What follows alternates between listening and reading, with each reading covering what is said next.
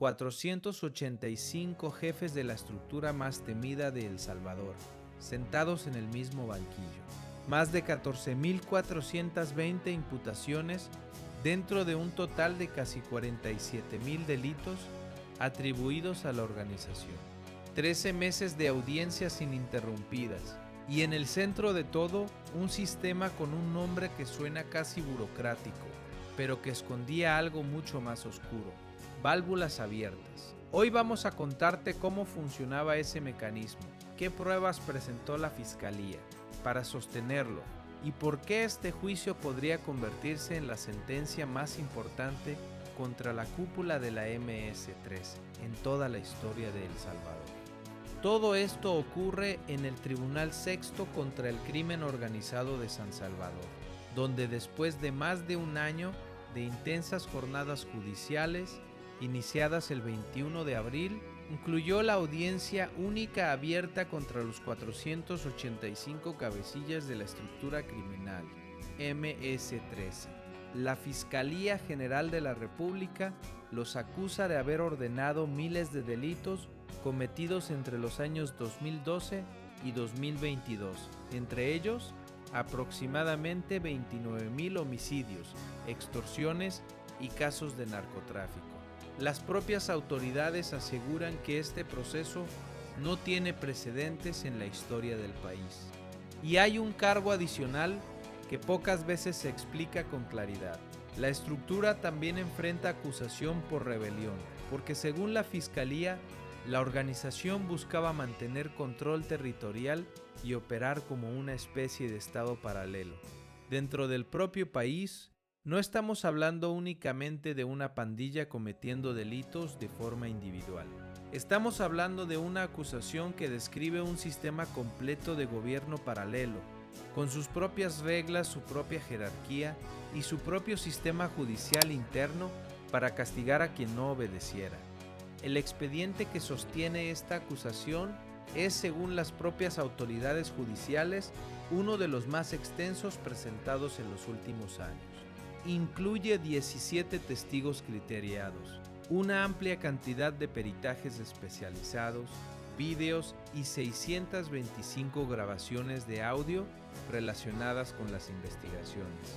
Durante la audiencia se reprodujeron 125 de esos audios obtenidos mediante intervención de telecomunicaciones, autorizada judicialmente, los cuales, según la acusación fiscal, muestran con detalle la forma en que se coordinaban distintos delitos desde los niveles más altos de la organización, incluyendo en algunos casos el momento exacto en que se ejecutaban las órdenes. Y aquí llegamos al elemento central de todo este caso, el sistema conocido como válvulas abiertas. Este mecanismo era utilizado para transmitir instrucciones desde los principales cabecillas hacia las diferentes estructuras de la organización distribuidas por todo el país. A través de él se autorizaban acciones criminales y se emitían órdenes directas para ejecutar asesinatos contra personas previamente seleccionadas. Según se expuso durante el juicio, nadie dentro de la estructura podía quitarle la vida a alguien sin esa autorización expresa de los corredores de programa. Hacia arriba, la organización, según la Fiscalía, funcionaba de forma estrictamente jerárquica y vertical. Cada corredor de clica debía reportar hacia los corredores de programa, y estos hacia los ranfleros, buscando siempre la autorización necesaria antes de cometer cualquier delito grave.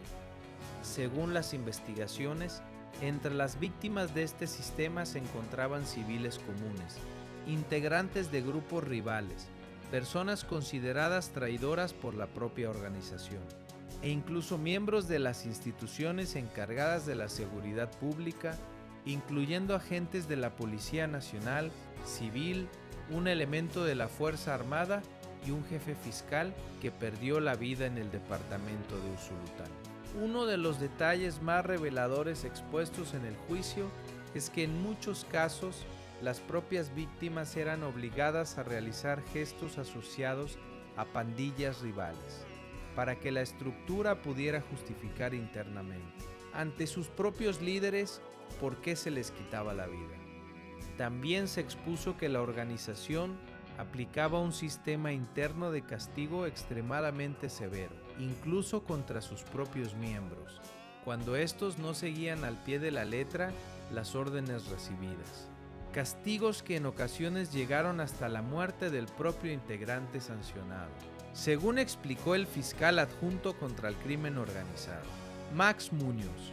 Este nivel de disciplina interna era precisamente lo que permitía mantener la doctrina y la obediencia, fluyendo desde el corporativo hacia las bases de la estructura. Vale la pena explicar, aunque sea brevemente, la teoría legal que la Fiscalía utilizó para poder atribuir la responsabilidad de estos delitos hasta el nivel más alto de la organización, y no solo a quienes ejecutaban directamente los crímenes. Se trata de la teoría de la autoría mediata en aparatos organizados, de poder desarrollada originalmente por el jurista alemán Klaus Roxy, y que ha sido utilizada históricamente en procesos judiciales contra estructuras de poder jerárquicas en distintos países del mundo.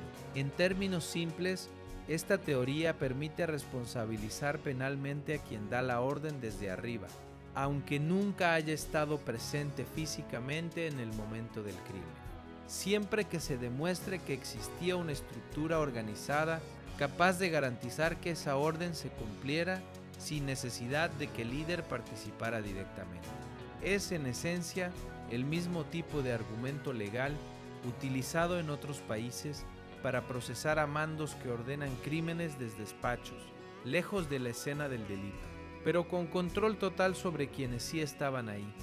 Otro dato que la Fiscalía presentó como evidencia adicional del funcionamiento económico de la estructura fueron registros de las ganancias que generaba la extorsión y la venta de droga, con cifras que en algunos audios llegaban a varios miles de dólares reportados en un único corredor de programa, multiplicados después por los cientos de clicas que operaban en todo el territorio. Muchas de las víctimas de homicidio, según se expuso en el juicio, eran enterradas en cementerios clandestinos, una decisión deliberada de la propia estructura para evitar, en sus propias palabras, llamar la atención de las autoridades. Para entender la magnitud de la organización que sostenía todo este sistema, las autoridades expusieron que la estructura operaba mediante entre 30 y 200 programas, según el momento del proceso judicial, distribuidos en más de 230 clicas en todo el territorio nacional, además de mantener presencia y operaciones fuera del país. Tras concluir la etapa de presentación de pruebas, la Fiscalía solicitó al tribunal que cada uno de los 485 cabecillas reciba la pena máxima por los delitos que se les atribuyen. En los próximos días se dará a conocer la fecha en la que el tribunal emitirá su fallo, una resolución que, según las propias autoridades, podría convertirse en una de las sentencias más importantes contra la cúpula de la MS-13 en la historia reciente de Centroamérica. Este juicio se desarrolla en medio de la estrategia de seguridad impulsada por el gobierno del presidente Nayib Bukele, quien desde el inicio de su administración sostuvo que el objetivo era recuperar el control territorial nacional y desarticular las estructuras criminales, que durante décadas afectaron al país. Y aquí vale la pena escuchar una reflexión que se planteó públicamente en el contexto de este caso. Se señaló que a pesar de que estas pandillas llegaron a tener 70,000 miembros con armamento y entrenamiento, incluyendo entrenamiento recibido en gobiernos anteriores, hoy se encuentran escondidas, sin el control territorial que antes ejercían, con total impunidad sobre comunidades enteras.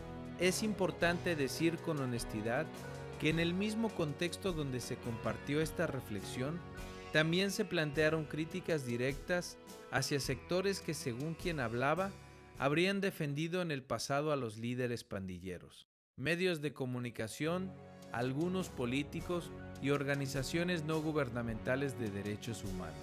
Es una opinión con una carga política evidente y conviene presentarla como tal, la postura de un funcionario o vocero dentro del contexto de este juicio, no como un hecho judicial verificado en sí mismo, lo que sí es un hecho verificable, documentado en el propio expediente judicial, es la magnitud de la estructura desarticulada, la evidencia audiovisual presentada y el marco legal utilizado para sostener la acusación hasta el más alto nivel de mando.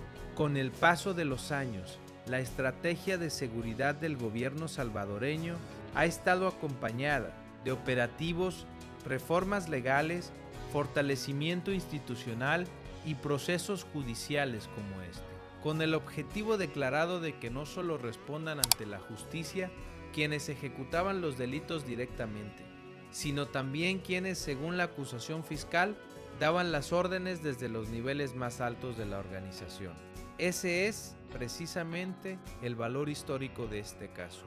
No se trata de condenar a pandilleros de base, sino de llegar hasta la cúpula que, según el sistema de válvulas abiertas, expuesto en el juicio, decidía desde las sombras quién vivía y quién moría en El Salvador durante una década completa. Si este caso te parece tan relevante como a nosotros, compártelo porque marcará un antes y un después en la forma en que se juzga las estructuras criminales en el país. Coméntanos qué opinas sobre este proceso y suscríbete para conocer el fallo final en cuanto el tribunal lo haga público.